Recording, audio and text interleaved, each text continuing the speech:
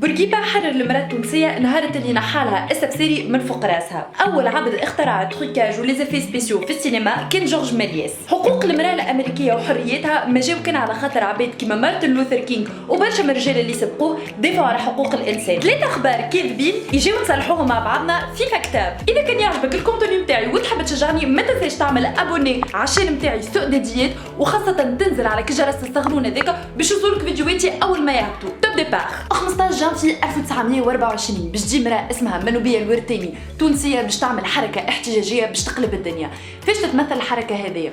باش تطلع على السين نتاع كلوب ليسوغ اللي هو نادي ثقافي يتقابلوا فيه نساء ورجال ويعملوا فيه اجتماعات وين يحكيوا فيه على وضعية المجتمع التونسي وخاصة حقوق وحريات المرأة في الوقت هذاك وباش تجي سور سين وباش تنحي السفساري. ان جيست باش نلقاوه 30 سنة من بعد مع بورقيبة اللي باش يجي قدام الكاميرا دو موند الكل وينحي السفساري من على راس المرأة. وغادي وين نقولوا اللي بورقيبة يعطيه الصحة وحرر المرأة بينما منوبية ننساوها وما عمرنا ما نحكيو عليها ولا نقراو عليها في كتب التاريخ. الجست هذا اللي تري سامبوليك على خاطرها منوبية عبارة انها حبت تقول لهم مانيش كان جسد، انا راني فكر، انا راني عقل. راهي المرأة عندها قضايا، عندها حقوق لازم خاصة نحسنوا لها في وضعيتها ونزيدوها من الحقوق والحريات. منوبية الورتاني حبيبة من شاري هدى الشعراوي توحيدة بالشيخ وبرشا من نساء في تاريخ تونس اللي حاولوا انهم يعملوا المستحيل باش يبدلوا من وضعية المرأة، باش يخليوك تخرج من الوصايا، باش يخليوك تخرج من الحكم الذكوري، باش يخليوك انك انت tu disposes de ton corps, de ta liberté, de ta façon de penser, tu disposes de ce que le droit normalement يكفلك من حقوق وحريات. لكن في هذا الكل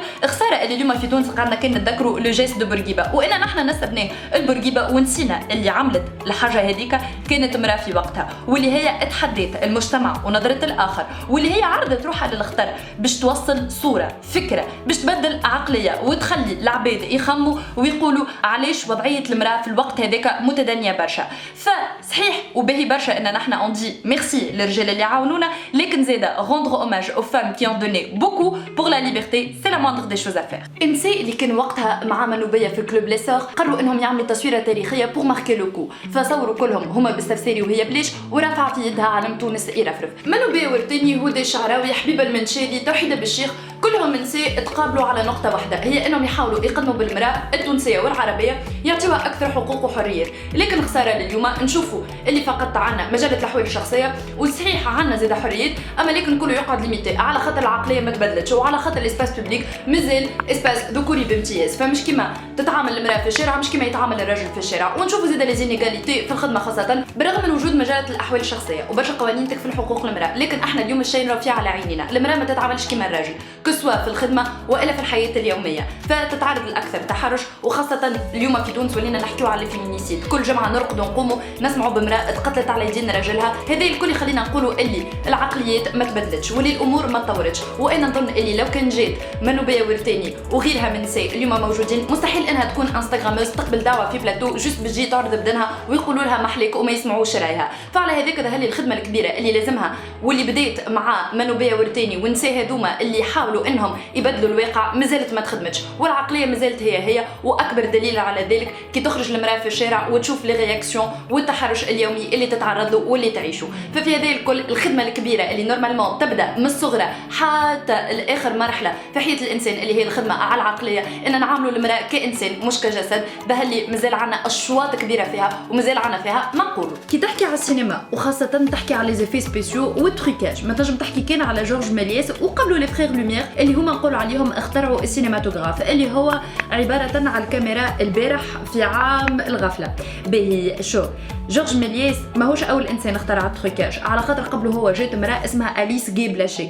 المراه هذيا بدلت السينما وعملت اون امبرانت واصلا وصلت عملت شركه في هوليوود في وقتها معناه لكن التاريخ باش ينساها وحتى غومون الشركه اللي خدمت فيها وبدات منها كسكرتير باش تطفي الضوء عليها. شنو اللي صار في الحكايه الكل؟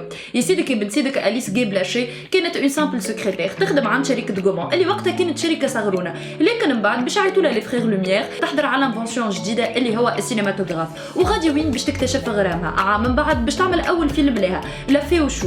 الفيلم هذايا باش يكون ان فيلم فانتاستيك واللي هو الا فوا يتسمى فيكسيون وين باش تبدا تعمل تروكاج وين باش تبدا تعمل لي زيفي سبيسيو في السينما. اول مره نشوفوا امراه كاتبه مخرجه برودكتريس حاسيرو ما خليت ما عملت في السينما عملت دي بلوك بوستر جابت 300 فيغورون معاها في افلام صورت حتى التيتانيك قبل ما يوصل توا معناتها يتعمل كيما نعرفوه. هي اصلا عملت اون فيرسيون دو تيتانيك وقتها باتو غرق ودنيا وفازات وكل.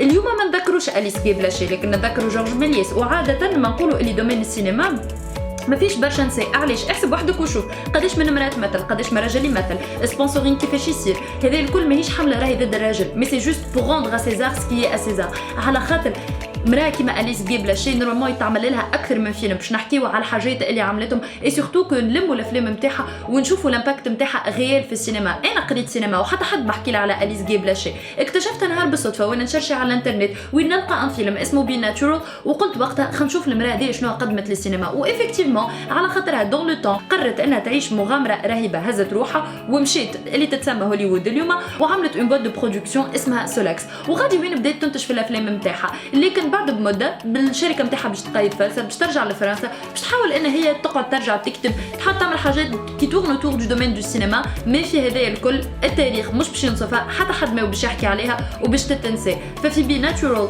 باش نرجعوا نحكيو على أليس جي بلاشي وباش نعاودوا نقولوا اللي هي اللي الفت لو تروكاج. سورتو كو المراه هذيا كانت عندها دي زيدي دو جيني. في وقتها ديجا عملت لو بروميير فيلم لون ميتراج وين الا مي اون سين العباد اللي بشرتهم سوداء. كانت امراه انوفاتريس كانت امراه تحب الفن للفن وجو بونس هذاك اللي خلاها ما توصلش تعمل ان امبير كيما عملوه برشا من العباد اللي خمت في ذاتها قبل ما تخمم في الفن في دومين السينما.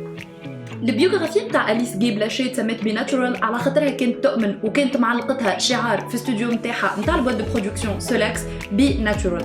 كانت تحب انها توصل احساس صادق في الافلام نتاعها. على هذاك كانت تطلب من الممثلين نتاعها انهم يكونوا ناتشورال. ما كانتش تحب الفيك بقدر ما هي اخترعت التروكاج وليزيفي سبيسيو على قدر ما كانت امينه في الرساله اللي تحب توصلها في الافلام نتاعها. والافلام نتاعها عندهم ان غو اوتنتيك سي تري اوريجينال دون لو سونس او نشوفوا فيهم حلمه دي mais نحن on attribue le mérite نتاع التروكاج ولي زيفي سبيسيو لجورج ميلييس. هي الغلطه الكبيره على خاطر أليس جي بلاشي لليوم غومون ما حبتش تعترف لها بالفضل نتاعها وتقول اللي المراه هذه اسست اون ايكول في السينما اللي هي التروكاج ولي زيفي سبيسيو. في وقتها انك انت تكتب وتخرج وتنتج ما كانتش حاجه سهله لكن أليس جي بلاشي حلمت بالكبير ووصلت لهوليوود قبل ما تولي هوليوود اليوم. حقوق المراه في امريكا وحريتها ما جاوش من العدل. هي حرب مفاوضات اموندمون عنده فوق ال 100 سنه مازالوا العباد يتعاركوا عليه. الكونغرس حاول اكثر من مره انه هو يقول لا ستوب الاموندمون هذايا ما حاجتيش بيه ولكن برشا نساء دافعوا عليه وضربوا بيديهم وساقيهم. من النساء اللي دافعت وفريمون ال سي ديماركي دون ليستوار هي غلوريا ستاينم. مراه حاولت ان هي تبدل مجرى التاريخ وتدافع على اموندمون اسمه الاي ار اي الايكوال رايتس امندمنت. هذايا مشروع القانون هو يتمثل في انك تكفل الحق في حريه الانسان مهما كان الجندر نتاعو او ميولاته الجنسيه. الحرب هذيا عندها فوق ال 100 سنه توا موجوده على اموندمون هذايا. الحكايه ما فيها سيكو النساء اللي خداو الحق في الفوت عام 1920 حاولوا نفسهم هما النساء هذوما انهم يدافعوا في 1923 على الحريه. لكن وقتها غلوريا ستاينم من ضمن الحاجات اللي كانوا يدافعوا عليهم الموفمون نتاعها هو حق المراه في الاجهاض. فوقتها شنو قرروا يعملوا المودرن وومنز رايت؟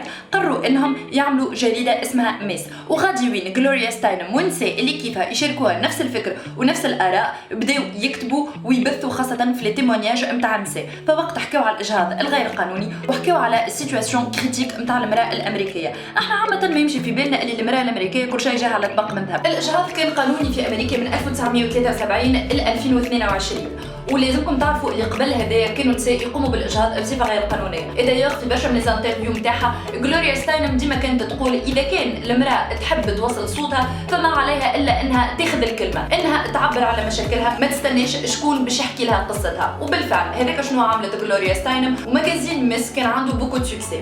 لكن خساره لليوم مازلنا نشوفوا في امريكا اللي بعض من الحقوق تم التخلي عليهم كما الحق في الاجهاض. نشوفوا مثلا ديزيكزامبل كما هيلاري كلينتون وشنو اللي صار فيها في الحمله الانتخابيه نتاعها وغيرها من نساء بغض النظر عن آرائهم وعن ميولاتهم وعن أفكارهم. لكن أعطيني لنا الشخص لنا نقولوا اللي فما مفارقه مبنيه على الجندر، يعني على خاطرها هي امراه تسالوا لها اسئله كي سون ديبلاسي، كيما مثلا شنو راي راجلك في الكومباني الكتورال نتاعك، وين خليت صغارك مشيت تعمل في الميتينغ هذايا في البلاصه هذيك. الاسئله هذوما نورمالمون ما يتسالوش المراه، مش على خاطرها هي امراه ولا على خاطر هو راجل، لا نورمالمون ما يتسالوش توكور، على خاطر لنا نورمالمون كونطو في فاس على بوليتيك ولا غيره نورمالمون نعاملوا الانسان على الفكر مش على الجندر نتاعو.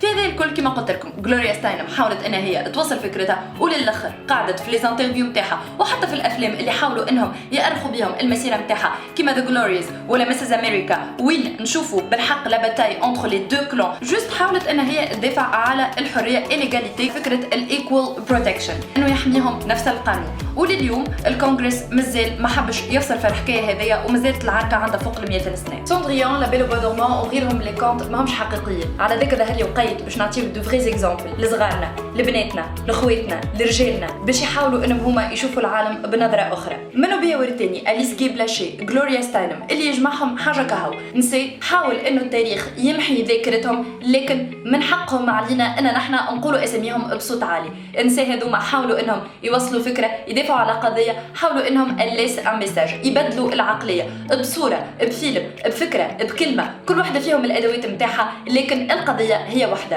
انهم يبدلوا العقليات وانهم يحاولوا يفكوا اكثر حقوق وحريات. اذا كان يعجبك الكونتون نتاعي وتحب تشجعني ما تنساش تعمل ابوني سبسكرايب في الشين سؤدديات، وخاصه تنزل على كنقوز استغلونا هذاك باش توصلوا فيديوهاتي اول باول. انا نقول لكم ادوت ايبيزود دو سؤدديات، نستنى لي كومنتير نتاعكم وان شاء الله في حلقه اخرى دو فاكتاب.